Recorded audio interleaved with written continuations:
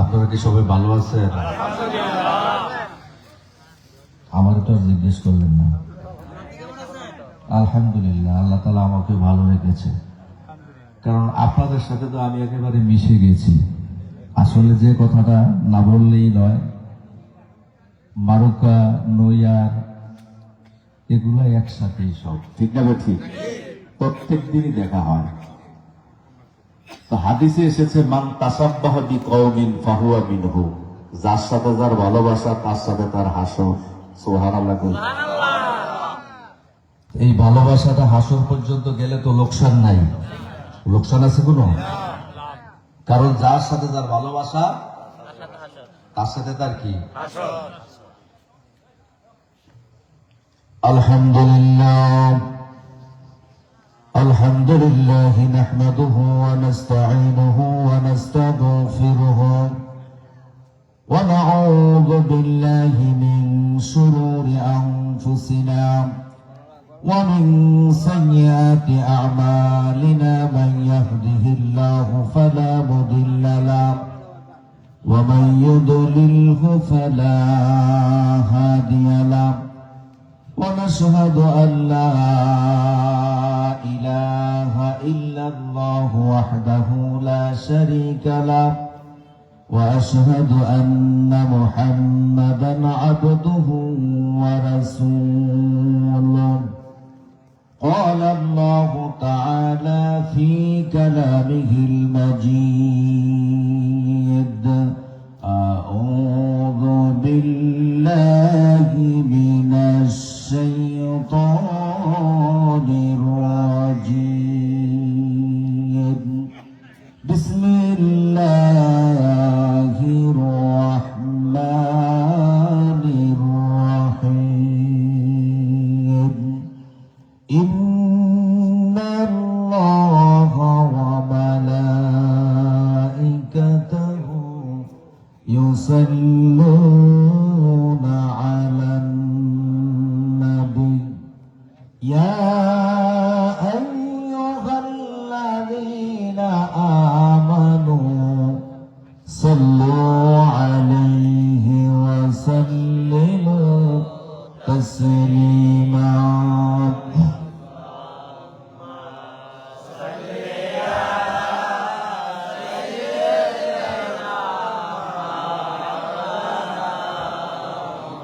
محمد وعلى علي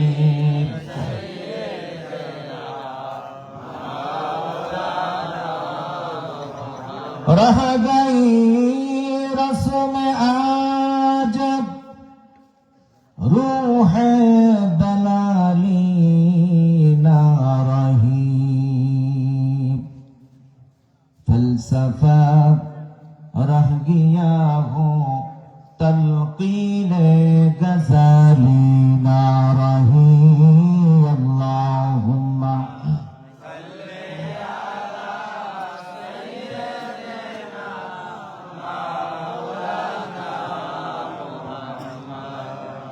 وعلى علي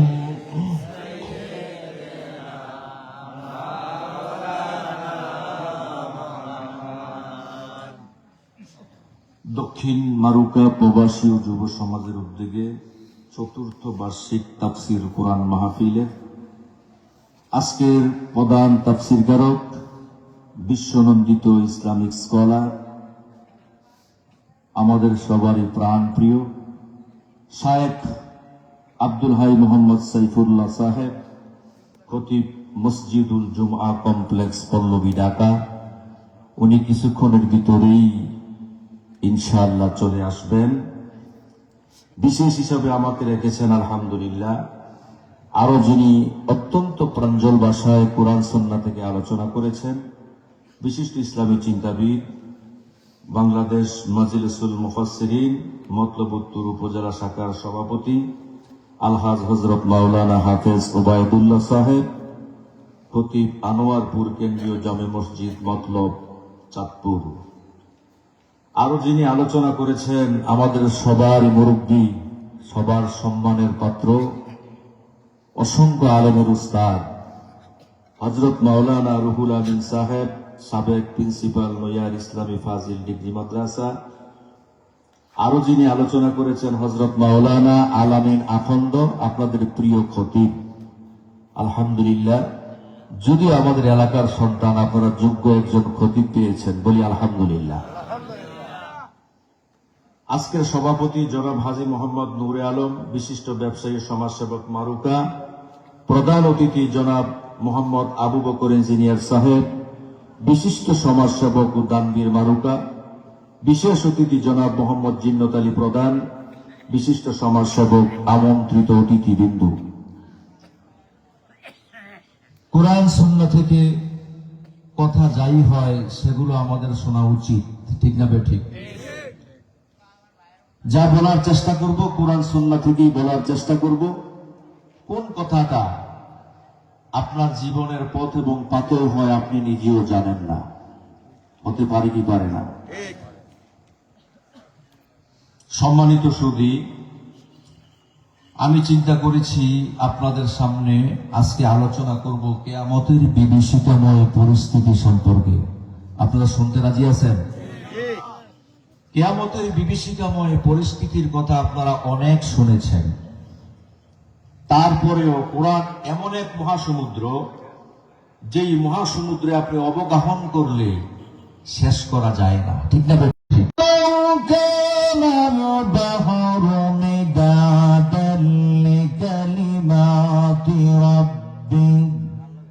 لنفد البحر قبل أن تنفد كلمات ربي ولو جئنا بمثله مددا জোরে জোরে বলা যাবে কি আল্লাহু আকবার। আল্লাহ বলেন, সারা পৃথিবীর মহাসমুদ্রের পানি যদি কালি হয়ে যায়, আল্লাহর প্রশংসা যদি কেউ লুকিনো শুরু করে দেয়, আবার সেই মহাসমুদ্রের পানি কালি হিসাবে শেষ হয়ে যাবে। আবার যদি কেউ পুড়িয়ে দেওয়া হয়, সারা পৃথিবীর মহাসমুদ্রের পানি কালি হিসাবে শেষ হয়ে যাবে। আল্লাহর প্রশংসা করে কেউ শেষ করতে পারবে না। আরো আস্তে কর সুবহানাল্লাহ। সুবহানাল্লাহ কইলে লাভ না লোকসান? সুবহানাল্লাহি তামলাউল মিজান। একবার যদি হৃদয় থেকে কেউ সুবহানাল্লাহ কয়, মিজানের পাল্লাটা পরিপূর্ণ করে দিবেন কে? আল্লাহ। কবরে গিয়ে সুবহানাল্লাহ কইলে কোনো লাভ হবে না। ও বন্ধু আমার, গভীর মনোযোগ। আল্লাহ রাব্বুল আলামিন কিয়ামতের বিভীষিকাময় সম্পর্কে আল্লাহর কোরআনে অসংখ্য জায়গায় বলেছেন, ইয়াতি আলান নাসি জামানুন, এমন একটা জামানা আসবে, ইয়াজতামিউনা ফিল মাসাজিদ, মসজিদ বড় মুসল্লি হবে, লাইসা ফীহিম মুমিন, একজনও সেখানে মুমিন পাওয়া যাবে না। কথাটা আমি বানাইয়া কইছি না, কে বলছেন? আল্লাহ। আল্লাহ নবী মুহাম্মদুর রাসূলুল্লাহ সাল্লাল্লাহু আলাইহি সাল্লাম বলেন, এমন একটা জামানা আসবে, মসজিদ বড় মুসল্লি হবে, লাইসা ফীহিম মুমিন, একজনও সেখানে মুমিন পাওয়া যাবে না। বুঝা গেল ইমামতি যেই বেড়ায় করে এই বেড়ারও ঈমান নাই।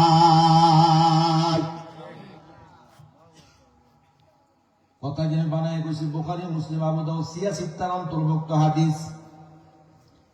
কারণ ঈমান নাই কেন, এই ব্যাপারে আলোচনা সামনে আসবে। আমি আপনাদের সামনে কিয়ামতের বিভীষিকাময় পরিস্থিতি নিয়ে কথা বলবো, শুনতে রাজি আছেন? কারণ পরকালের ব্যাপারে যদি চিন্তা ফিকির আপনার মধ্যে না ঢোকে, আল্লাহর কসম করে বলি আপনার দুনিয়ার জিন্দেগি সুন্দর হওয়ার কোনো সম্ভাবনা নাই, ঠিক না ঠিক? আল্লাহ বলতেছেন, আল কারিআতু মাল কারিআ, আল্লাহু আকবার। ওয়া মা আদরাকা মাল কারিআ, তিনবার বলেছেন আল্লাহ। কয়বার? কারিয়া শব্দটাকে আল্লাহ তিনবার ব্যবহার করেছেন। আল্লাহ একবার বললেও তো চলতো, তিনবার কেন বললেন? যেই কথার গুরুত্ব বেশি সেই কথা আমরা বলি বেশি। যেই কথার গুরুত্ব বেশি তার শব্দ চয়ন বেশি হয়, ঠিক না বেঠিক? আল্লাহ অন্য জায়গায় কিয়ামতের বিভীষিকাময় পরিস্থিতি নিয়ে আলোচনা করেছেন, কিন্তু এই সূরায় কিয়ামতের বিভীষিকাময় পরিস্থিতি নিয়ে আলোচনা করেছেন কে? কথা কন, কে? ওয়াজ কি আমি করব, আপনারা কিছু করতেন না? কে বলেছেন? আল্লাহ। ও বন্ধু আমার, আল্লাহ বলেছেন আল কারিয়াতু ওয়া মা আদরাকা মাল কারিয়া। নবী, তারা শব্দ থেকে কারিয়া এসেছে, কি থেকে? তারা। তারা শব্দের অর্থ হলো একটার সাথে আরেকটা ধাক্কা লাগা, বাড়ি দেওয়া। একটার সাথে আরেকটা যখন ধাক্কা লাগে, বাড়ি দেওয়া হয়, তখন এটা প্রকট একটা আওয়াজ হয়। যেই আওয়াজ হবে এটা কোনো এমন সাধারণ আওয়াজ নয়। আপনারা আওয়াজ কি ধরনের শুনছেন? কথা বলেন। আওয়াজ শুনছেন বিজলি ঠাড়া মারে যে, ঠিক না বেঠিক? এই আওয়াজ শুনছেন। ঠাড়া মারলে কিন্তু যার কাছে মরে তেই মরে, যার কাছে মরে সেই মরতে পারে, কিন্তু অন্য মানুষ মারা যায় না। আপনারা শুনছেন কি আওয়াজ? বোমের আওয়াজ, গুলির আওয়াজ, তারপর ঘোড়ার আওয়াজ। কিন্তু এটা এমন এক আওয়াজ হবে, মহা ধাক্কা হবে, যেই ধাক্কার সাথে পৃথিবীর কোন ধাক্কা আর তুলনা হতে পারে না। আল্লাহ রাব্বুল আলামিন 4 জন ফেরেশতা নিযুক্ত করেছেন। 1 নম্বর ফেরেশতার নাম হচ্ছে জিবরাইল। 2 নম্বর ফেরেশতার নাম কি? আজরাইল। আজরাইল কিন্তু কোনো বৈশিষ্ট্য নাই, কোরআন হাদিসে নাই, মালাকুল মউত। কিন্তু আমরা আজরাইল কই। জিবরাইলও নাম রাখে, মিকাইলও নাম রাখে, ইসরাফিলও নাম রাখে। এই পর্যন্ত আজরাইল কেউ নাম রাখছেনিও না। রাখার কারণ কি? আমরা কিন্তু আজরাইলকে ডরাই। ডরাই না? আজরাইলকে আমরা ডরাই। Example is the better than to advise. স্বামী আর স্ত্রী, কিছু স্বামী আর স্ত্রী আছে যারা একটু বেশি আদরি হওয়ার চেষ্টা করে। মহিলারা রাখবেন না, সকালে ওয়াজ আপনারা একটা করুন, অঙ্কা আপনারা একটু কই আর কি।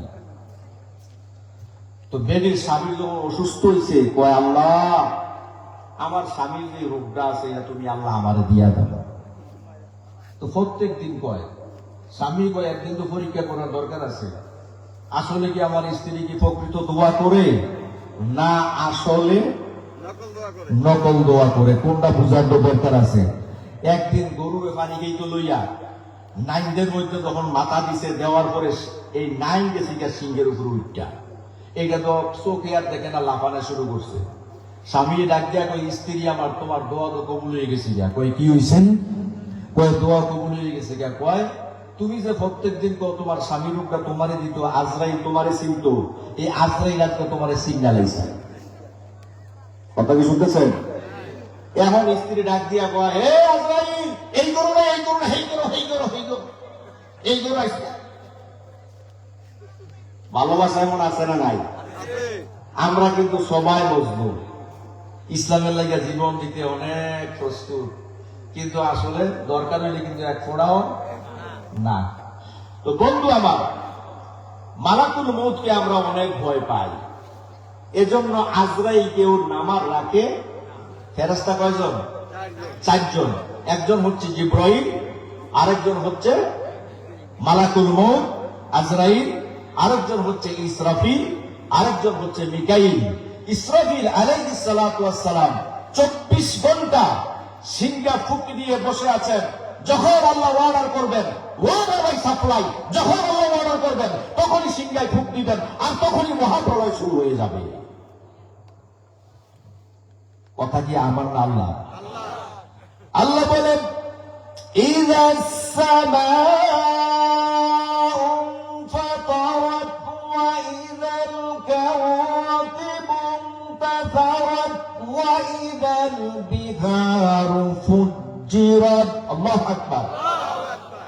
ইযাস সামাউ ফাতারাত, যখন আকাশটা ভেঙে যাবে, ওয়া ইযাল কাওয়াকিবু ইনতাসারাত, যখন তারকারাজিগুলো খসে খসে জমিনে পড়বে, ওয়া ইযাল বিহারু ফুজ্জিরাত, যখন সমুদ্রের পানিগুলো উদ্দোলিত হয়ে সব জমিনে চলে আসবে,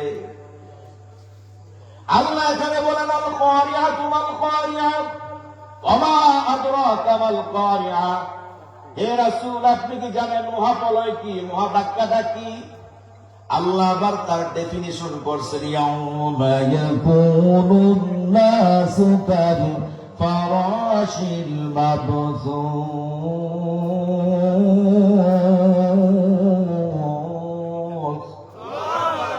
আরো আসতে বল আল্লাহু আকবার। ইয়াউমা ইয়াকুনুন নাসু কাল ফারাশিল মাবসুস। সেদিন আপনি দেখবেন ইয়াউমা ইয়াকুনুন নাসু কাল ফারাশিল মাবসুস, মানুষগুলো বিক্ষিপ্ত পতঙ্গের মতো উঠতে থাকবে। আমরা শীতকালে যখন ব্যাডমিন্টন খেলায় ছেলেরা, আমরা যখন লাইট লাগাই সকালবেলা দেখতে পাই অসংখ্য পোকামাকড় লাইটের নিচে পড়ে আছে, এমন দেখি কি দেখি না? ওই তদ্রুপ যখন মহাপ্রলয়ের ধাক্কা যখন শুরু হয়ে যাবে, আওয়াজ যখন শুরু হয়ে যাবে, এমন মুহূর্তে এমন একটা অবস্থা তৈরি হয়ে যাবে, মানুষগুলো বিক্ষিপ্ত পতঙ্গের মতো পোকামাকড়ের মতো দৌড়ানো শুরু করে দিবে। ও বন্ধু আমার, আল্লাহ রাব্বুল আলামিন বলেন শুধু তাই নয় বন্ধু, তাই নয়, আল্লাহ বলেন ওয়াতাকুনুল জিবালু কাল ইহনিল মানফুস। সেদিন পাহাড়গুলো দূরিত পশমের মতো উঠতে থাকবে। বোঝেননি কথা? পাহাড় যে আছে, পাহাড়গুলোকে আল্লাহ কিলক বানিয়ে দিয়েছেন, পাহাড়গুলোকে আল্লাহ রাব্বুল আলামিন পেরেক বানিয়ে দিয়েছেন। জমিন যখন কাঁপতেছিল তখন পাহাড়গুলোকে আল্লাহ রাব্বুল আলামিন সৃষ্টি করে কিলক বানিয়ে দিয়েছেন। এমন বড় বড় পাহাড়গুলো দূরিত পশমের মতো, যেরকম তুলা পাকলে পরে, ওই তুলা পাকলে পরে যেরকম দেখা যায় তুলা উঠতে থাকে। আমরা যখন ল্যাপ তোষকের দোকানে যে আমরা ল্যাপ তোষক অর্ডার করি তখন দেখতে পাই ওই অবস্থার ভিতরে যখন দুনিত তুলার মতো এগুলো উঠতে থাকে, ওই পাহাড়গুলো সেদিন দুনিত তুলার মতো উঠতে থাকবে। আরো সামনে আসতেছি, তাহলে আপনাদের বুঝে আসবে। ও বন্ধু আমার, এটা নিছক কোন গল্প কাহিনী নয়। আল্লাহর কসম করে বলি, আপনার যদি কিয়ামতের বিভীষিকা সম্পর্কে বিশ্বাস না থাকে, আপনার ঈমান নাই। কি নাই? কি নাই? কিয়ামতের বিভীষিকা সম্পর্কে বিশ্বাস করাটা ঈমানের একটা অংশ। ও বন্ধু আমার, শুধু তাই নয়, তাই নয়, আল্লাহ রাব্বুল আলামিন বলেন কুল্লু মুরদিআতিন আম্মা আরদাআত। সেদিন দুগ্ধপুষ্য শিশুকে ছেড়ে দিয়ে মা পালায়ন করবে। কথা কি বোঝেন? যেই বাচ্চাকে মা দুধ পান করায়, যেই বাচ্চাকে স্বামী যদি কোনো কারণে মনোমালিন্য হয়ে যায়, স্বামীর সাথে স্ত্রী, স্বামী যদি পিছন দিক দিয়ে হাঁকানি দেয়, দুধের বাচ্চা নিয়ে মা তখন দৌড় মারে। ঠিক না বেঠিক? কথা কয় না? দুধের বাচ্চা নিয়ে মা তখন দৌড় মারে। স্বামীর সাথে কোনো কারণে যদি তালাক হয়ে যায়, ওই বাচ্চাকে বুকে নিয়ে তখন সে বাপের বাড়ি চলে যায়, তারপরে দুধের বাচ্চাকে ছাড়ে না। কিন্তু কিয়ামতের বিভীষিকাময় পরিস্থিতি যখন তৈরি হয়ে যাবে, আল্লাহর কসম করে বলি, সেদিন ওই মা পর্যন্ত দুধের বাচ্চাকে ফেলে দৌড়াবে।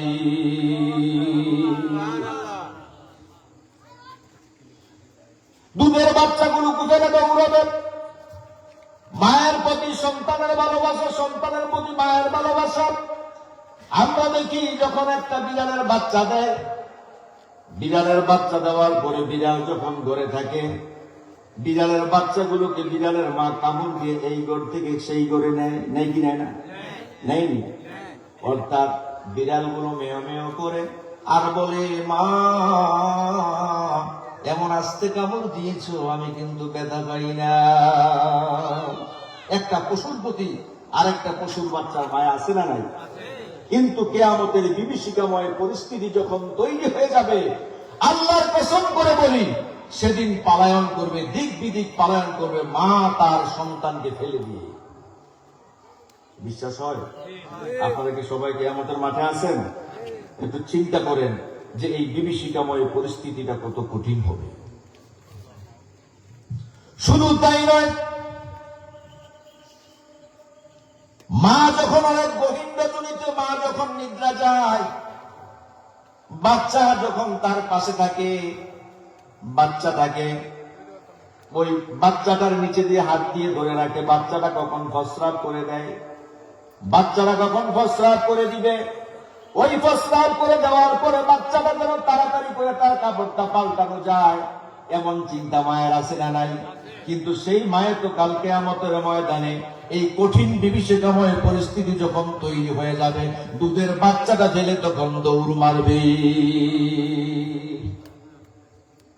একবার লঞ্চ অ্যাক্সিডেন্ট করলেন, লঞ্চ ডুবে গেল, আমি সেখানে উপস্থিত হলাম। আমি দেখতে পেলাম লঞ্চ যখন ডুবে গেল, অনেক মানুষকে লঞ্চ থেকে বাহির করা হলো। শেষ পর্যায়ে আমি এমন একটা দৃশ্য দেখলাম, একজন মাকে বাহির করা হলো। মা তার কোলের সন্তানটাকে বুকের সাথে জড়ায়া ধরে রাখছে। মাও দুনিয়া থেকে বিদায় হয়ে গেছে, ওই সন্তানও দুনিয়া থেকে বিদায় হয়ে গেছে। জীবনের শেষ মুহূর্ত পর্যন্ত সন্তানটাকে মা ছাড়ে নাই। কিন্তু এমন বিভীষিকাময় পরিস্থিতি তৈরি হয়ে যাবে, এমন পরিস্থিতি তৈরি হওয়ার কারণে ওই সন্তান পর্যন্ত ফেলে দিয়ে মা দৌড়ে পালাবে। শুধু তাই নয়, শুধু তাই নয়, আল্লাহ রাব্বুল আলামিন বলেন, কুল্লু যাতি হামলিন হামলাহা, সেদিন ওয়াতাদাউ কুল্লু যাতিন হামলিন হামলাহা, সেদিন মায়ের যে প্রসব ব্যথা লাগবে না। কিয়ামতের ঘণ্টাধ্বনি যখন শুরু হয়ে যাবে, তখন প্রত্যেক সন্তান তার মা গর্ভপাত করে দিবে। কথা কি বুঝেন? কি করবে? মা যখন হাসপাতালে নেওয়া হয়, স্বামী বলে তাড়াতাড়ি করে যেন ডেলিভারি হয়, সবাই মিলে দোয়া করে হাসপাতালে নেওয়া হয়, নার্স আনা হয়, শেষ পর্যন্ত ডেলিভারি না হলে সিজার করা হয়। আমাদের ডাক্তার যদি বলে বাচ্চা উল্টে হয়েছে, তো মাথায় নষ্ট, ঠিক না ঠিক? কিন্তু এমন একটা পরিস্থিতির মধ্যে কিয়ামতের ঘন্টাটা যখন বাজবে, ওই অবস্থার ভিতরে সমস্ত মাগুলো যাদের হামেলা অবস্থায় আছে, তাদের সন্তানগুলো তারা প্রসব করে দিবে। কিয়ামতের বিভীষিকাময় পরিস্থিতি নিয়ে কথা বলতে গেলে ঘন্টার পর ঘন্টার সময় প্রয়োজন। বন্ধু, আমি বলতে চাই যে এই কিয়ামত সবার উপরে আসবে কি আসবে না? সবার উপরে নয়। মুমিন বান্দা কিয়ামতের বিভীষিকাময় পরিস্থিতি পোহাতে হবে না। একটা বাতাস তখন আসবে, বাতাস আসার পরে তারা সবাই দুনিয়া থেকে বিদায় হয়ে যাবে। সবচাইতে নিকৃষ্ট বান্দাদের উপর কিয়ামত নাজির হয়ে যাবে। আমি বলতে চাই বন্ধু, বিচারের দিবসের মালিককে আল্লাহ। আল্লাহ রাব্বুল আলামিন সেদিন কিয়ামতের মাঠে বলবেন, দ্বিতীয় ফুৎকারে, প্রথম ফুৎকার শেষ, দ্বিতীয় ফুৎকারে আল্লাহ রাব্বুল আলামিন ডাক দিয়ে বলবেন, আইনাল জাব্বারুন, আইনাল মুতাকাব্বিরুন, আইনাল মুলুক।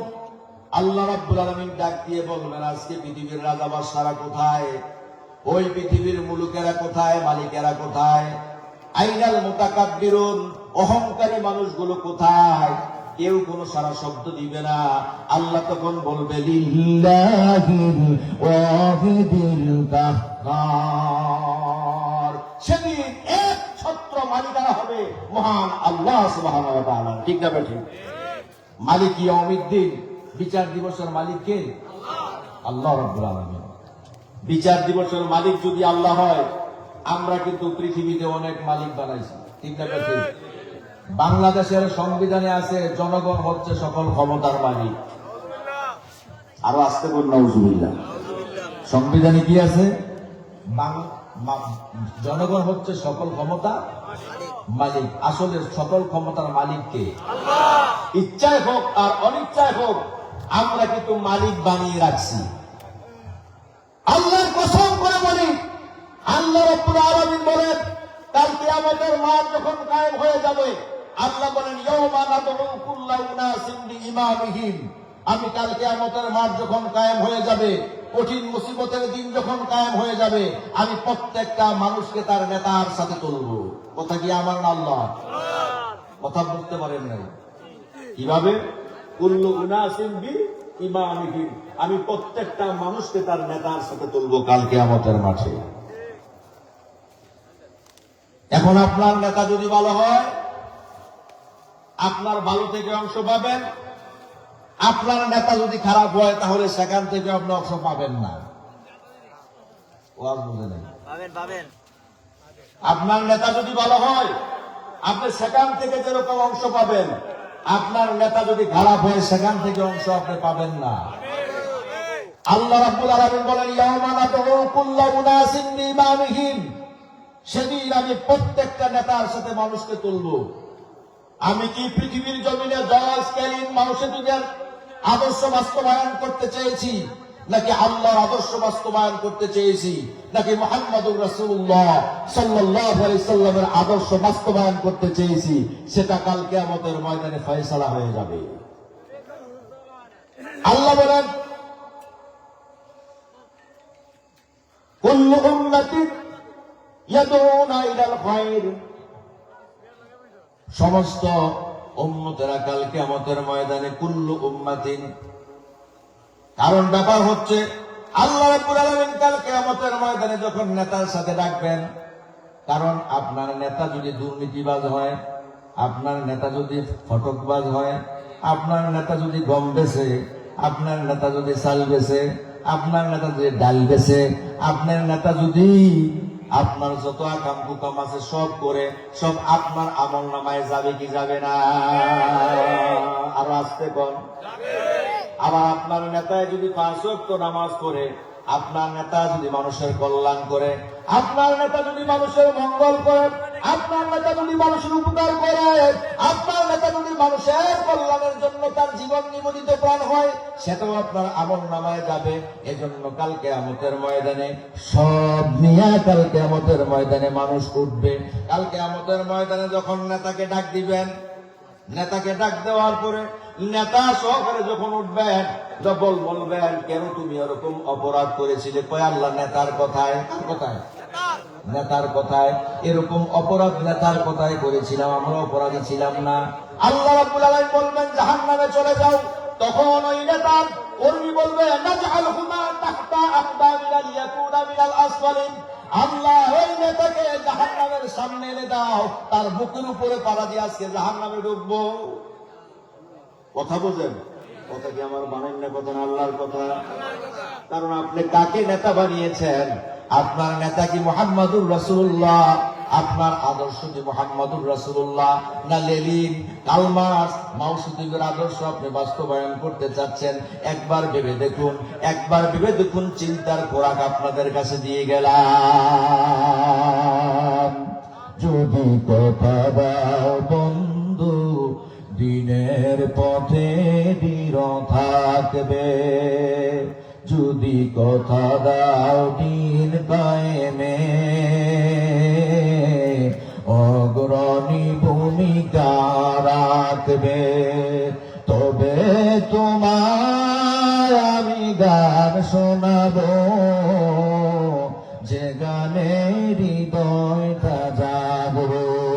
আমি আমার গান যদি তোমার প্রাণে ইমানি তৃপ্তি ছড়ায়, আমার সুর যদি সবার প্রাণে জিহাদি প্রেরণা যোগায়, তাহলে আমার এই কণ্ঠ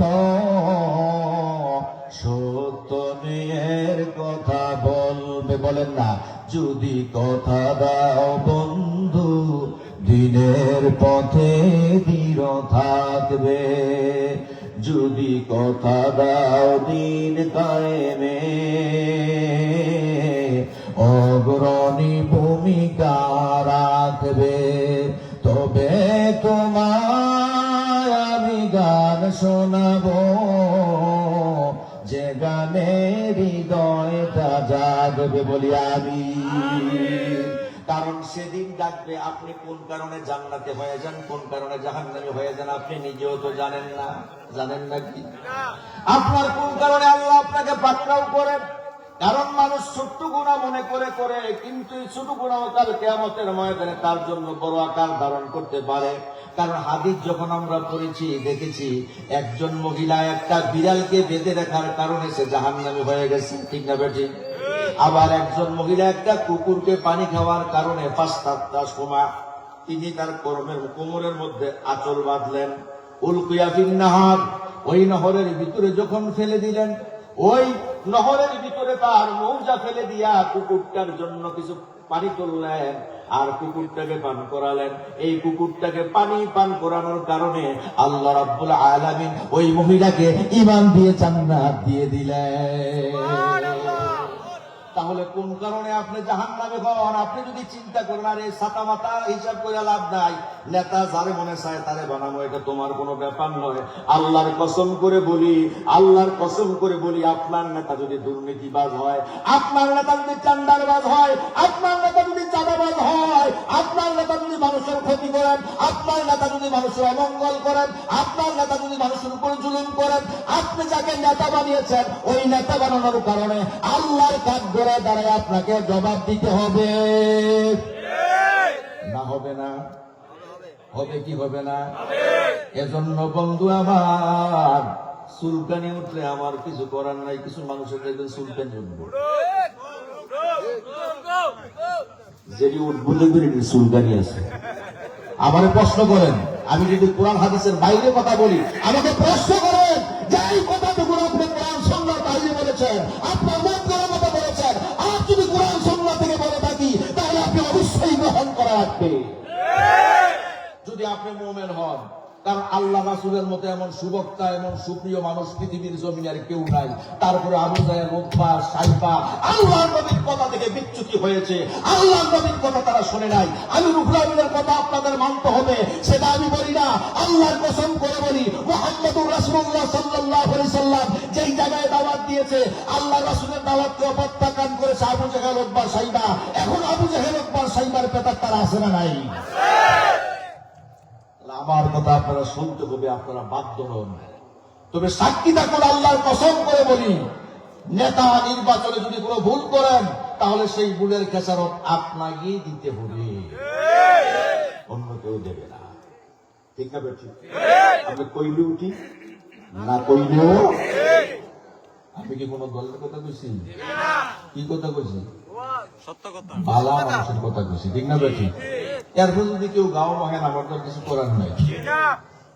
বন্ধু আমার, আল্লাহর কোরআন এসেছে পৃথিবীর মানুষকে হেদায়েত করার জন্য। কেন বললাম? একটা ছোট্ট পাপের কারণে একজন মানুষ জাহান্নামী হতে পারে, একটা বড় পাপের কারণে আল্লাহ রাব্বুল আলামিন একটা মানুষকে জাহান্নামী বানাতে পারে। আল্লাহর নবী সাল্লাল্লাহু আলাইহি সাল্লাম একদিন এক হাদিস বর্ণনা করতেছিলেন। এটা বুখারীতে, মুসলিমে, তিরমিজি, আবু দাউদে এসেছে। এক এক ফুলের এক এক গ্রাম। হাদিস হচ্ছে কোরআন শরীফের ব্যাখ্যা। তিনজন লোক যখন তারা পথ দিয়ে চলতেছিল, কয়জন লোক? তিনজন। আখাযাহুমুল মাতার, পথের মধ্যে তাদেরকে বৃষ্টি পেয়ে গেল।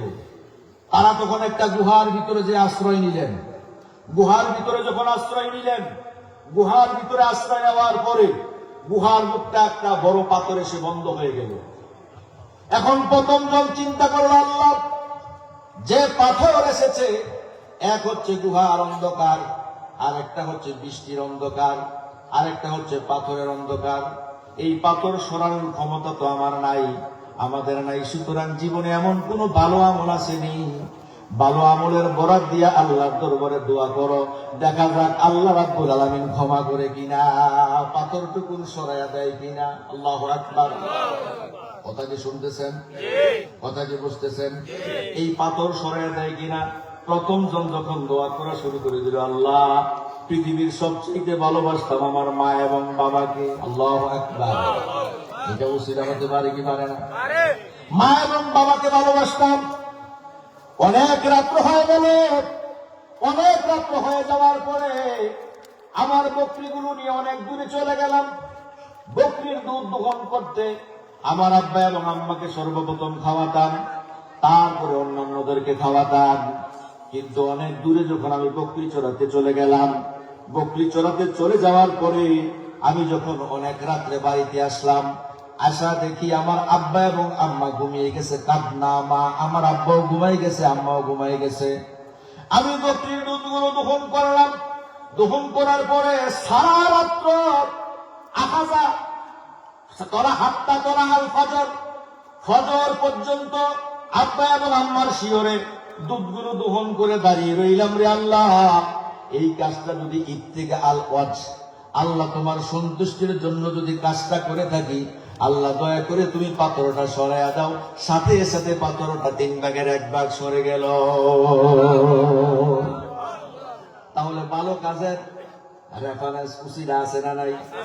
হ্যাঁ, আমরা তো আজকে উসিলা দিই, বিভিন্ন বাবার উসিলা আছে না নাই? খাজা বাবা, কলকি বাবা, গাজা বাবার উসিলা দিই। উসিলা হবে আপনার নেক আমল। উসিলা হবে কি? এই শিখেন, উসিলা হবে কি? আপনার নেক আমল। উসিলা কোনো ব্যক্তি হতে পারে না, কোন ব্যক্তি আপনাকে জান্নাত দিতে পারে না। জান্নাতের মালিক কে? আল্লাহ রাব্বুল আলামিন। দ্বিতীয় জন দোয়া শুরু করে দিল, আল্লাহ আমি সব চাইতে একটা ভালোবাসা আমার ছিল, আমার চাচাতো বোনকে আমি ভালোবাসতাম। চাচাতো বোনকে প্রেম নিবেদন করলাম। চাচাতো বোন আমাকে বললো 100 স্বর্ণ মুদ্রা আমাকে লাগবে, যদি আমার সতীত্বকে তুমি চাও। আমি অনেক কষ্ট করে 100 স্বর্ণ মুদ্রা জোগাড় করলাম। 100 স্বর্ণ মুদ্রা জোগাড় করার পরে আমার চাচাতো বোনের কাছে আমি আসলাম। আসার পরে চাচাতো বোনের হাতে যখন স্পর্শ করলাম, চাচাতো বোন বললো, ইয়া আব্দুল্লাহ ইত্তাকিল্লাহ লা তাকতাইল হাতাবাব। চাচাতো বোন একটা চিৎকার দিয়ে বলল, হে আল্লাহর বান্দা, আল্লাহকে ভয় করো, আমার সতীত্বকে তুমি নষ্ট করে দিও না। এই চাচাতো বোন এই কথা বলার কারণে তার নিকট থেকে আমি আল্লাহর ভয়ে, তোমার ভয়ে থেকে আমার ঝিল্লাম। তার এই মায়নাটা আমি নষ্ট করলাম না। গরু কিনলাম, বকরি কিনলাম, বেড়া কিনলাম, অনেক কিছু হলো। একদিন সন্ধ্যাবেলা ওই লোকটা যখন আমার কাছে তার পাওনা চাইল, আমি বললাম, এই বেড়া বকরি যা আছে সব তোমার, কারণ তোমার টাকা দিয়ে আমি সেগুলো বর্ধিত করেছি, এই সবগুলো তুমি নিয়ে যাও। সে তার পরিবেকরা যা কিছু আছে সমস্ত কিছু নিয়ে চলে গেল। আল্লাহ ইত্তিগা আওয়াজ হিল্লা, আল্লাহ তোমার সন্তুষ্টির জন্যই তো আমি কাজটা করেছিলাম। যদি তোমার সন্তুষ্টির জন্য কাজটা করে থাকি, আল্লাহ তুমি পাথরটা সরাইয়া দাও। সাথে সাথে পাথরটা সব সরে গেল, সূর্যের কিরণ পড়ে গেল। আরো আস্তে বল সুবহানাল্লাহ, আরো আস্তে বল সুবহানাল্লাহ। আল্লাহ আপনার জীবনের কোন কাজটা অপছন্দ করেন, পছন্দ করেন আপনি বলতে পারবেন না। আবার এমন একটা কাজ আল্লাহ রাব্বুল আলামিন অপছন্দ করেছেন, সেই কাজের বদৌলতে আপনি চিরস্থায়ী জাহান্নামী হয়ে যেতে পারেন। পারেন কি পারেন না? পারেন কি পারেন না? এই জন্য দাম্ভিক অহংকারী হওয়া যাবে না। আমি সূরা কারিয়া সম্পর্কে বলতেছিলাম বন্ধু, আল্লাহ রাব্বুল আলামিন বলে, ফাআম্মা মান সাকুলাত মাওয়াজিনুহু, কথাটা যার নেকের পাল্লা ভারী হবে। দেখেন, একজন মানুষ অঙ্কে পাস করছে, ইংরেজিতেও পাস করছে, কিন্তু গুগলে ফেল। কথা কয় না? গুগল সহজ সাবজেক্ট না? গুগলে ফেল করছে, কিন্তু ওই লোকটা কি সার্টিফিকেট পাবে নাকি? একজন মানুষ সব বিষয়ে পাস করা লাগবে কি লাগবে না? কথা বলেন বন্ধু আমার, গভীর মনোযোগ। আল্লাহ রাব্বুল আলামিন এই কোরআনের মধ্যে মানুষকে কিছু বিধিবিধান দিয়েছেন কি দেন নাই? আয়াত কয়টা? 6666 আয়াত যদি কোরআনের মধ্যে থাকে, আপনি কিছু কিছু মানলেন আর কিছু কিছু বাদ দিলেন, আর আপনি বলেন আমি জান্নাতে চলে যাব। মামুর বাড়ির আবদার নাকি? কথা বলেন, মামুর বাড়ির আবদার? আমাদের বাংলাদেশে, আমাদের দেশে যে আইন চলে, আইন হচ্ছে ব্রিটিশের বস্তাবস আইন। রাগ হবেন না, ব্রিটিশের বস্তাবস আইন কি? একজন মানুষকে সেক্রেট মার্ডার করেছে। সেক্রেট মার্ডার করার পরে দেখা গেছে যে সকালবেলা সন্ধ্যাবেলা মার্ডার করেছে, রাত্রি হতে হতে এসার হতে হতে প্রমাণ হয়েছে লোকটা সেক্রেট মার্ডার করেছে। তাকে তাৎক্ষণিকভাবে ক্রস ফায়ার দাও, শুলে চড়িয়ে দাও, সেটা হচ্ছে বিচার। ঠিক না ঠিক? কিন্তু আজকে আমাদের দেশে অনেক বিচার আছে। সেক্রেট মার্ডার করার পরেও আপনি সর্বপ্রথম চার্জশিট লেখাতে হবে, তারপর আপনি সার্কেল এসপিকে টাকা দিতে হবে, তারপর আপনি উকিল নিয়োগ করতে হবে, তারপর আপনি জজের কাছে যেতে হবে। টাকা পয়সা না দিতে পারলে আপনাকে মার্ডার করেছে, আপনি সেই বিচারও পাবেন না। কারণ ব্রিটিশের বস্তাবতা আইন দিয়ে পৃথিবীর মানুষ কখনো শান্তিপ্রিয় মানুষ হতে পারে না। পৃথিবীর মানুষ যদি শান্তি চায়, একমাত্র আল্লাহর কোরআনের কাছে আসতে হবে। ঠিক না ঠিক? বললেও ঠিক, না বললেও ঠিক। ব্রিটিশের বস্তাবসা আইন। আজকে আমাদের অর্থনীতি যেটা চলছে ব্রিটিশের বস্তাবসা আইন। আমাদের অর্থনীতি চলছে, আমাদের সমাজ, সমস্ত কিছু চলছে ব্রিটিশের বস্তাবসা আইন দিয়ে। বন্ধু আমার, রাগ হবেন না। আল্লাহ কোরআনে বলেছে ওমান লাম ইয়াহকুম বিমা আনসালাল্লাহু ফাউলাইকা হুমুল কাফিরুন।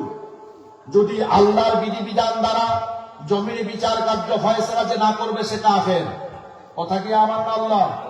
সূরা মায়েদার 44 নম্বর আয়াত, 45 নম্বর আয়াত, 47 নম্বর আয়াত, ওমান লাম ইয়াহকুম বিমা আনসালাল্লাহু ফাউলাইকা হুমুল কাফিরুন। যারা আল্লাহর বিধিবিধান দিয়ে জমিনে বিচার কার্য ফয়সালা করবে না তারা কাফের। কথা কি আমার না আল্লাহ? সূরা মায়েদার 44 নম্বর আয়াত। তারপরের আয়াতে আল্লাহ বলতেছেন ওমান লাম ইয়াহকুম বিমা আনসালাল্লাহু ফাউলাইকা হুমুজ জালিমুন। আল্লাহর বিধিবিধান দিয়ে জমিনে যারা বিচার কার্য পরিচালনা করবে না তারা জালেম। আর কথা। তারপরে 47 নম্বর আয়াতে আল্লাহ বলতেছেন ওমান লাম ইয়াহকুম বিমা আনসালাল্লাহু ফাউলাইকা হুমুল ফাসিকুন। আল্লাহর জমিনে আল্লাহর বিধিবিধান দিয়ে যারা জমিনে বিচার কার্য করবে না তারা ফাসিক, তারা জালেম, তারা কাফের। এখন এই আয়াত যদি একজন মসজিদের ইমাম সাহেব অস্বীকার করে সে কাফের না মুমিন? কথা কোন ফতোয়া আপনারা দেন। এই আয়াত যদি একজন নেতা অস্বীকার করে সে কাফের না মুমিন? এই আয়াত যদি একজন ইসলাম অস্বীকার করে কথা বুঝাইতে নেই কি? আমরা আমার কথা বুঝতেছেন না? যদি একজন হিসাব বড় হিসাব কয় যে আমি এই আয়াত মানি না, তো মুমিন না কাফের? তাহলে আল্লাহ যদি কয় ইয়াউমা আকমালতু লাকুম দীনাকুম ওয়া আতমামতু আলাইকুম নি'মাতি ওয়া রাদিতু লাকুমুল ইসলাম দীনা, আল্লাহ যদি কয় দ্বীন ইসলাম তোমাদের জন্য পরিপূর্ণ বিধিবিধান হিসেবে দিয়ে দিলাম। আমরা কিন্তু নিজেদেরকে মুসলমান হিসেবে দাবি করি। আজকে আমরা যদি নিজেদেরকে মুসলমান হিসেবে দাবি করি, আল্লাহ যদি বলেন রাসূল আকরাম সাল্লাল্লাহু আলাইহি সাল্লাম এই আয়াত যখন নাযিল হলো, আল্লাহর নবী মুহাম্মদুর রাসূলুল্লাহ সাল্লাল্লাহু আলাইহি সাল্লাম আকাশের দিকে তাকালেন। আল্লাহ রাব্বুল আলামিন এই আয়াত নাযিল করলেন আল ইয়াউমা আকমালতু লাকুম দীনাকুম ওয়া আতমামতু আলাইকুম নি'মাতি ওয়া রাদিতু লাকুমুল ইসলাম দীনা। আল্লাহু আকবার।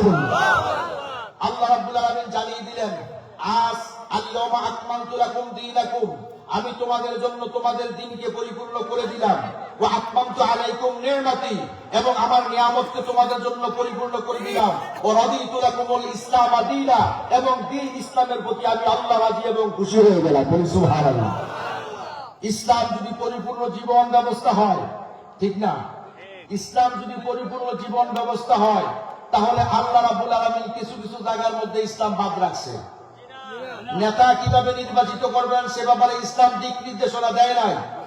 আপনার পার্লামেন্ট কিভাবে চলবে সেটা ইসলাম দিক নির্দেশনা দেয় নাই। আপনার সংসদ ভবন কিভাবে চলবে সেটা ইসলাম দিক নির্দেশনা দেয় নাই। সমাজ কিভাবে চলবে সেটা ইসলাম দিক নির্দেশনা দেয় নাই। আপনার স্ত্রীর সাথে কি আচরণ করবেন সেটা ইসলাম দিক নির্দেশনা দেয় নাই। আপনার সন্তানের সাথে কি আচরণ করবেন সেটা ইসলাম দিক নির্দেশনা দেয় নাই। আপনার বাবা মায়ের সাথে কি আচরণ করবেন সেটা ইসলাম দিক নির্দেশনা দেয় নাই। তাহলে Islam the complete code of life. ইসলাম হচ্ছে পরিপূর্ণ জীবন ব্যবস্থা। ইসলাম যদি মনে করেন কালেমা, নামাজ, রোজা, হজ, যাকাতের মধ্যে সীমাবদ্ধ, আপনি ইসলাম বোঝেন নাই। কারণ কি? কারণ হচ্ছে কালেমা, নামাজ, রোজা, হজ, যাকাত হচ্ছে ইসলামের এক একটা অংশ। ঠিক না ঠিক? ইসলামের অংশ বোঝেন? ইসলামের কেমন অংশ? বন্ধু আমার কথা মনে আপনাদের কাছে খারাপ লাগে, ঠিক না? খারাপ লাগতেছে?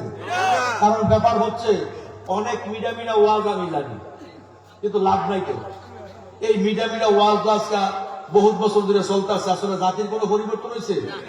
যদি ইসলাম যদি কমপ্লিট কোড অফ লাইফ হয়, একজন মানুষের জীবনে যদি ইসলাম সব হয়, তাহলে পারিবারিক জীবন, সামাজিক জীবন, রাষ্ট্রীয় জীবন, পারিবারিক জীবন, সংসার, ধর্ম, স্ত্রী, পুত্র, ছেলে, সন্তান কিভাবে লালন পালন করবেন তার দিক নির্দেশনা ইসলামে আছে না নাই? এখন ইসলামে যদি সেই দিক নির্দেশনা থাকে, ইসলাম যদি সেই দিক নির্দেশনা মানুষকে দিয়ে থাকে, তাহলে Islam is the complete code of life.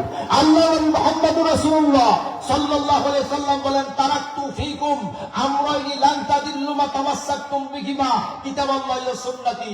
আমি দুনিয়া থেকে বিদায় হয়ে যাচ্ছি, দুটি জিনিস তোমাদের মধ্যে রেখে যাচ্ছি। একটি হচ্ছে আল্লাহর কোরআন, আরেকটি হচ্ছে আমি মুহাম্মদুর রাসূলুল্লাহ সাল্লাল্লাহু আলাইহি সাল্লামের সুন্নাহ। এই দুটি জিনিসকে যদি তোমরা আঁকড়িয়ে ধরে রাখো, লান তাদিল্লু তোমরা জল্লা হবে না, পথভ্রষ্ট হবে না, সঠিক পথ থেকে বিচ্যুতি হবে না। কয়টা জিনিস? কয়টা জিনিস? দুইটা জিনিস। দুইটা জিনিসকে আঁকড়ে ধরতে বলছে কেনায় আল্লাহ রাসূল। আর আল্লাহ রব্বুল আলামিন ইসলামকে পরিপূর্ণ জীবন ব্যবস্থা হিসেবে আমাদের জন্য পরিগণিত করেছেন। দেখেন, আজকে দেখেন আল্লাহ রাসূল সাল্লাল্লাহু আলাইহি সাল্লামের আমলে, কথা শুনতেছেন, কথা শুনতেছেন, আল্লাহ রাসূল সাল্লাল্লাহু আলাইহি সাল্লামের আমলে একজন মহিলা যখন চুরি করলো, কারণ সম্ভ্রান্ত মহিলা নেতা হইলে এটা আমার কর্মী সাইডাতে তাড়াতাড়ি আছে না নাই, একজন যখন চুরি করলো, চুরি করার পরে মুহাম্মদুর রাসূলুল্লাহ সাল্লাল্লাহু আলাইহি সাল্লামের নিকটে যখন আনা হলো, আল্লাহ রাসূলের প্রিয় নাতি যায়েদ রাদিয়াল্লাহু তাআলা আনহু সন্তান যায়েদ ইবনে হারিস রাদিয়াল্লাহু তাআলা আনহু যখন আল্লাহ রাসূলের রাং মোবারকের উপরে বসলেন, বসে আল্লাহ রাসূলের কানটা তার মুখের কাছে নিয়ে বললেন যে নানা, যদি সম্ভ্রান্ত কোনো মহিলা যদি অপরাধ করে তার বিচার কি রোকসুদ দেওয়া যায় না? আল্লাহ নবী মুহাম্মদুর রাসূলুল্লাহ সাল্লাল্লাহু আলাইহি সাল্লামের চোখ মুবারকগুলো লাল হয়ে গেল। আল্লাহ নবী মুহাম্মদুর রাসূলুল্লাহ সাল্লাল্লাহু আলাইহি সাল্লাম বললেন, আল্লাহর কসম করে বলি, এটা যদি যায়েদ ইবনে হারিস আমার নাতি এই ফাতেমা নামের একজন মেয়ে সম্ভ্রান্ত ফ্যামিলির যদি আমার কন্যা ফাতেমা যদি চুরি করত, আমি আমার ফাতেমার হাতকে কাটতে দ্বিধাবোধ করতাম না। আল্লাহু আকবার।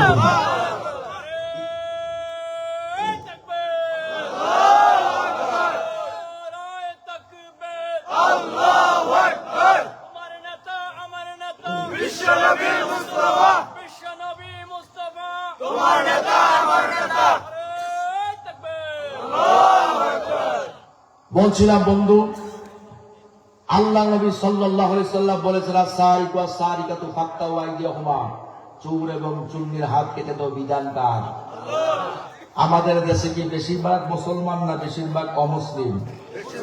বেশিরভাগ মুসলিম যদি আমরা হই, আমি কোনো রাজনীতি বুঝি না, আমি কোনো পার্টি বুঝি না, বেশিরভাগ মুসলিম যদি আমরা হই, তাহলে যে কোনো লোক বলো যে কোরআন সংসদ যদি কোরআন যায়, সংসদ যদি কোরআন দিয়ে চালায়, তাহলে আমরা তার পক্ষে থাকবো ইনশাআল্লাহ। ঠিক না? ঠিক। কারণ কি? কারণ হচ্ছে আল্লাহর কোরআন, আল্লাহর কোরআন যদি সংবিধান হয়, সেটা যদি সংসদে হয়, তাহলে সেটাই আমাদের প্রয়োজন। আমরা কোনো দল পার্টি বুঝি না, আমরা বুঝি একখানে যেখানে 95% মুসলমান, সেখানে আল্লাহর কোরআন দিয়ে সংসদ চলবে। ঠিক না বেঠিক? বললেও ঠিক, না বললেও ঠিক। কিন্তু দুঃখজনক হলেও সত্য, আমাদের দেশে 95% মুসলমান হওয়ার পরেও অনেকে এই কোরআনের কথা শুনলে ভূকঞ্চিত করে। আপনারা যদি কেউ আমাকে প্রশ্ন করেন, আমি জবাব দেবো এখানে। আমি যে কথাগুলো বলেছি, একটা কথা কি কোরআনের বাহিরে আছে? একটা কথা কি কোরআনের বাহিরে আছে? আমার কথা যদি কোরআন সুন্নাহর বাহিরে হয়, সেটা ছুঁড়ে ফেলে দিবেন। আর কোরআন সুন্নাহর কথা যদি হয়, এটা এলাহাবাদ, এটা নয়ার বাজারের রুহুল আমিন হক, সেটা আপনাকে গ্রহণ করতে বাধ্য, সেটা আপনি গ্রহণ করতে আপনি বাধ্য, সেটা আপনার উপর ফরজ হয়ে গেছে আল্লাহর কোরআনকে মানা। কারণ রাসূল বলেছেন, হাফসি গোলামও যদি তোমাদের কাছে ইসলামের সঠিক কথা নিয়ে আসে, সেই কথাগুলোকে তোমরা গ্রহণ করো। কারণ আমরা কিছু কিছু ক্ষেত্রে বলা হয় যে ইসলাম কি? ইসলাম কালেমা, নামাজ, রোজা, হজ, যাকাত, এগুলো হচ্ছে ইসলামের একটা অংশ। হাত মানুষ নয়, হাত মানুষের একটা অংশ। মাথা মানুষ নয়, মাথা মানুষের একটা অংশ। পা মানুষ নয়, পা মানুষের একটা অংশ। চোখ মানুষ নয়, মানুষের একটা অংশ। মাথা মানুষ নয়, মানুষের একটা অংশ। তদ্রূপ শরীয়তের ভিতরে কালেমা, নামাজ, রোজা, হজ, যাকাত প্রত্যেকটা এক একটা শরীয়তের অংশ। ঠিক না ঠিক? কারণ কি? শরীয়তের অংশ কেন? শরীয়তের অংশ এই কারণে যে কালেমা, নামাজ, রোজা, হজ, যাকাত যদি আপনি দিয়ে যদি জান্নাতে চলে যেতে চান, তাহলে আল্লাহর কোরআনের ভিতরে 6666 আয়াত আল্লাহ কেন দিলেন আপনাকে? কথা বলছেন কেন দিলেন? তাহলে আসেন দলিল নেন। আল্লাযীনা ইউনফিকুন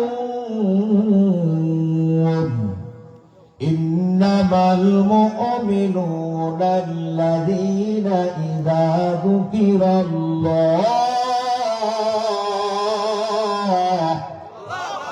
আরো আস্তে কোন আল্লাহু আকবার। ইন্নামাল মুমিনুনা আল্লাযীনা ইযা যুকিরাল্লাহ, মুমিন তো তারা, আমার সলিউশনে আমি চলে যাচ্ছি। মুমিন তো তারা ইযা যুকিরাল্লাহ, যখন আল্লাহর নাম তাদের সামনে পরিবেশন করা হয়, ওয়াজিলাত কুলুবুহুম, তাদের অন্তর তখন প্রকম্পিত হয়ে যায়। ওয়া ইযা তুলিয়াত আলাইহিম আয়াতুহু যাদাতহুম ঈমানা, যখন আল্লাহর কোরআন থেকে তাদেরকে পরিবেশন করে শোনানো হয় তাদের ঈমান তখন বাড়ে। বলি আল্লাহু আকবার। আর আল্লাহর কোরআনের কথা শুনলে যদি চুলকানি বাড়ে তাহলে বোঝা যাবে অন্তরে রোগ আছে না নাই। কিছু কিছু মানুষের কোরআনের কথা শুনলে অন্তরে রোগ বাইরা যায়। ফাযাদাকুমুল্লাহু মারাদা খাতামাল্লাহু আলা কুলুবিহিম ওয়া আলা সামিইহিম ওয়া আলা আবসারিহিম গিশাওয়া ওয়া লাহুম আযাবুন আযীম। কার কথা? খাতামাল্লাহু আলা কুলুবিহিম, তাদের অন্তরে তালা লেগে গিয়েছে। কার কথা? কার কথা? ওয়া আলা সামিইহিম, এবং তাদের কর্ণকুহুরের মধ্যে তালা লেগে গিয়েছে। ওয়া আলা আবসারিহিম, তাদের চোখের মধ্যে পর্দা পড়ে গিয়েছে। ডান দিক থেকে সত্য আসবে, বাম দিক থেকে সত্য আসবে, সামন দিক থেকে সত্য আসবে, পিছন দিক থেকে সত্য আসবে, মাথার উপর থেকে সত্য আসবে, কিন্তু সেই সত্য তারা গ্রহণ করতে চাইবে না। কথা আমার নাকি আল্লাহ?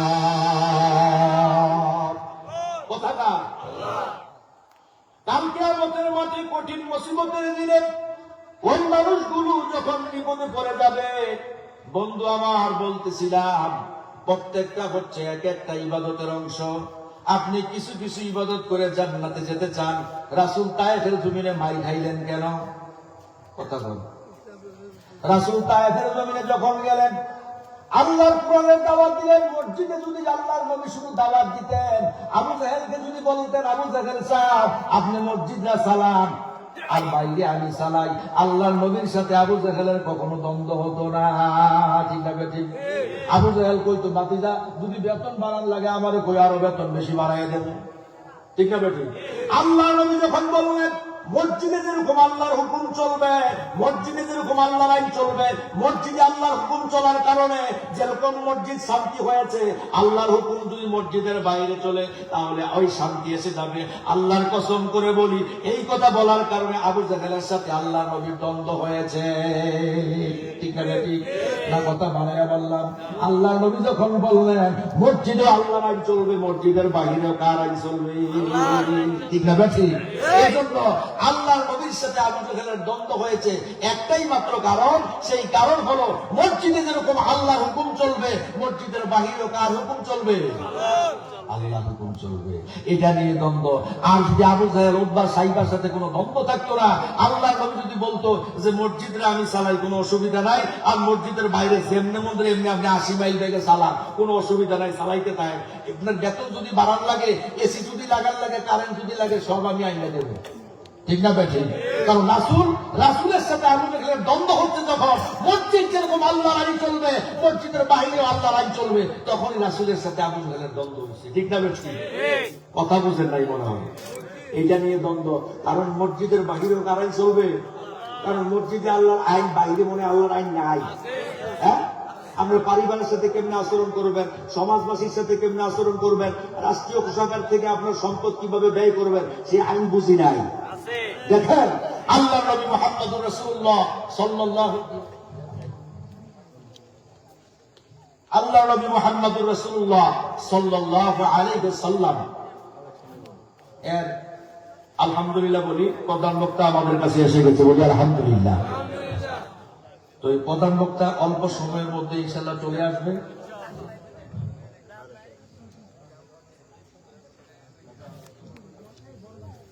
রাসূল আকরাম সাল্লাল্লাহু আলাইহি সাল্লামের প্রিয় সাহাবী হযরত আবু বকর সিদ্দিক রাদিয়াল্লাহু তাআলা আনহু।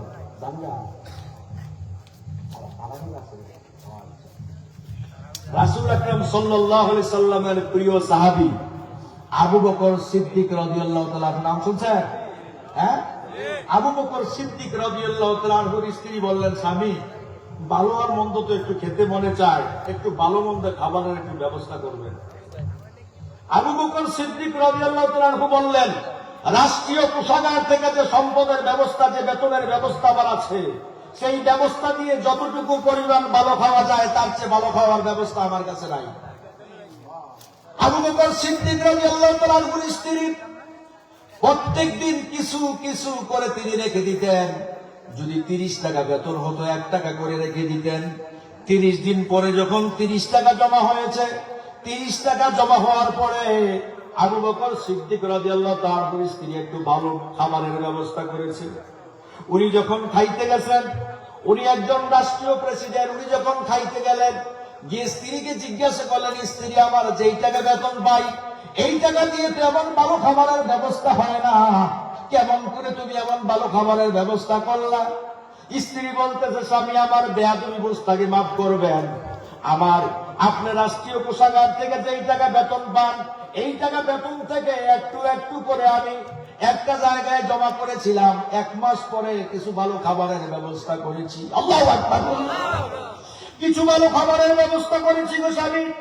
কোন রাষ্ট্রীয় কোষাগার থেকে কোন জিনিস আমি চুরি করি নাই, রাষ্ট্রীয় কোষাগার থেকে আমি কোন জিনিস নেই নাই। আবু বকর সিদ্দিক রাদিয়াল্লাহু তাআলা বাতের প্লেট রেখে দিয়ে বলেন, আল্লাহর কসম করে বলি, যেই টাকা আমার খরচ হয় না 1 মাস পরে বেঁচে গিয়েছে, এই টাকা আমি রাষ্ট্রীয় কোষাগারে সামনের মাস থেকে জমা করে দিব, কারণ এই 30 টাকা আমার লাগে না, 29 টাকা হলে আমার চলে। এটা হচ্ছে ইসলাম। ইসলামের সৌন্দর্য আপনাদেরকে বুঝাতেও পারি, আপনারা বোঝেনও নাই। কারণ এক শ্রেণীর মানুষ আছে, শুধু কোনো কথা বললে রাজনীতির গন্ধ বুঝে, আছে না? নাই কেন? ইসলাম উন্মুক্ত, সবার সামনে ইসলামের কথা বলা যাবে। ইসলামের কথা কেন বলা যাবে না? আপনি কেন গন্ধ খোঁজেন, কেন গন্ধ তালাশ করেন?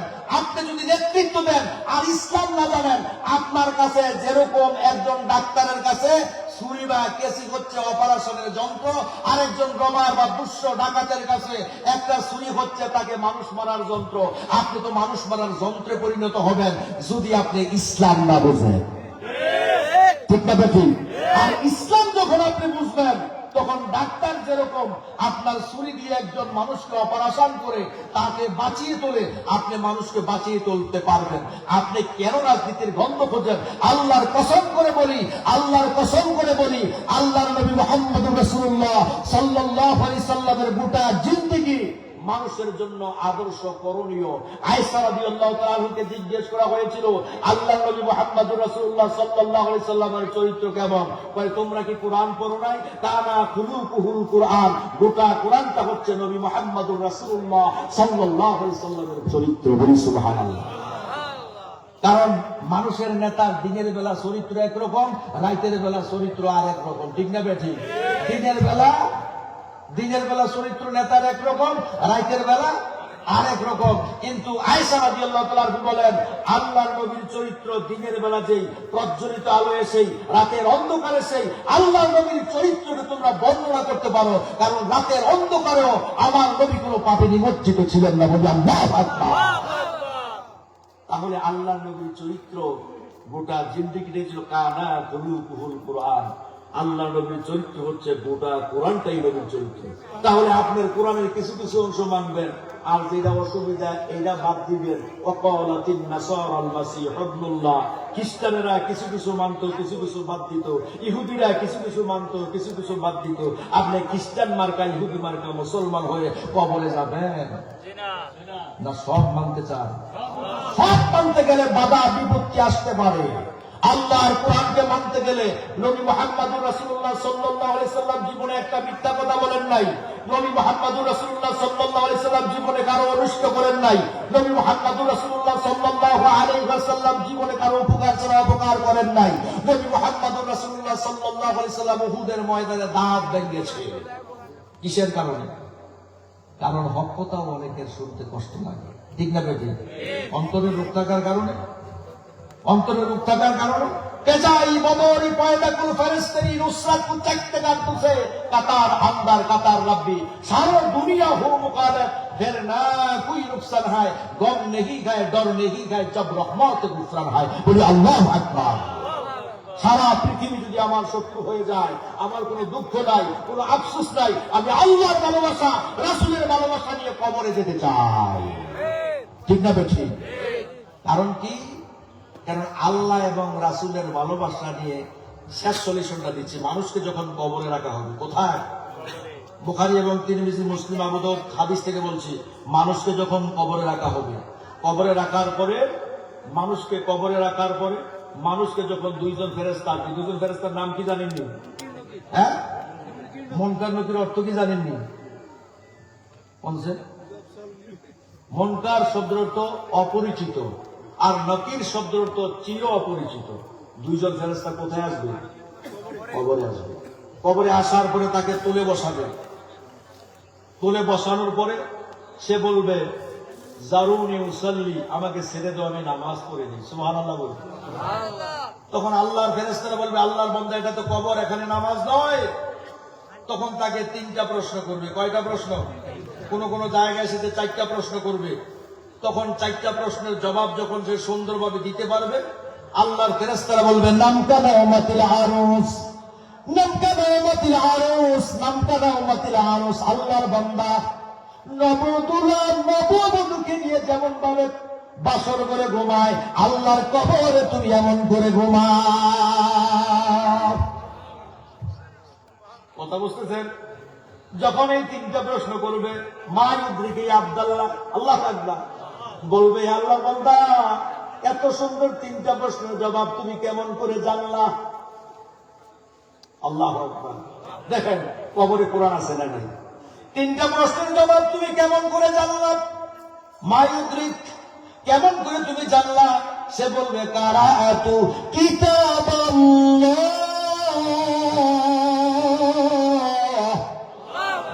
আমি আল্লাহর কোরআন পড়েছিলাম। কারাআতু কিতাবাল্লাহ ফাসাদদাকতুহু, এই কোরআনের প্রতি আমার বিশ্বাস ছিল, এই কোরআন অনুপাতে আমার জীবনটাকে সাজিয়েছিলাম। এজন্য দয়া করে মায়া করে আল্লাহ তিনটা প্রশ্নের জবাব আমার জন্য সহজ করে দিয়েছে। তাহলে কবরে কোরআন আছে না নাই? তাহলে বাদ দিয়া কোরআন কবরে যাই। আর আমরা হুদা রাজাকার ডাকেন, মৌলবাদী ডাকেন, কোন অসুবিধা নাই, কোন অসুবিধা নাই বন্ধু। আল্লাহর কসম, কোন অসুবিধা নাই। আপনি আমাদেরকে যত কিছু দেখেন, আল্লাহর কোরআন ছাড়া আপনি কবরে যাইয়ে। অন্য হাদিসে রেফারেন্সে এসেছে, মানুষটাকে যখন শোয়ানো হবে, মাথার কাছে কোরআন তখন বসে যাবে। বসে যাওয়ার পরে যখন কিছু ভুল ত্রুটির কারণে তার উপর আযাব অর্পণ হয়ে যাবে, এমন সময় কোরআন তার জন্য সুপারিশের জন্য দাঁড়িয়ে যাবে। বলি সুবহানাল্লাহ। মানাতুহুন নাওম, আমি সেই কোরআন, যেই কোরআন পড়তে গিয়ে, যেই কোরআন আমল করতে গিয়ে, যেই কোরআন বাস্তবায়ন করতে গিয়ে লোকটা ঘুমায় নাই, লোকটা অনেক সময় ব্যয় করেছে, আজকে তাকে ছাড়া আমি জান্নাতে যাব না। তো কোরআন আপনি নামাই না যাইয়েন।